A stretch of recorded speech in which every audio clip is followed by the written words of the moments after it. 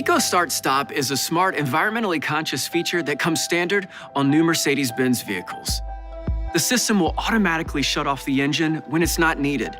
For example, if you're waiting at a red light or stopped in heavy traffic, thus saving fuel and reducing emissions. Eco Start Stop is usually defaulted to the on position when you start the vehicle and will automatically engage when you come to a complete stop by pressing on the brake pedal. When it's time to go again, simply release the brake and the engine will seamlessly restart. Press the accelerator pedal and you're off.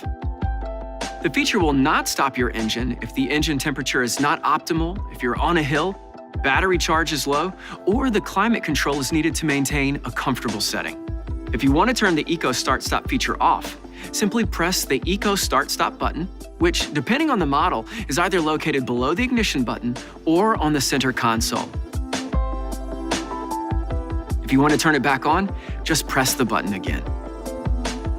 With Eco Start Stop, you and your Mercedes-Benz now have a smart and seamless way to help reduce emissions.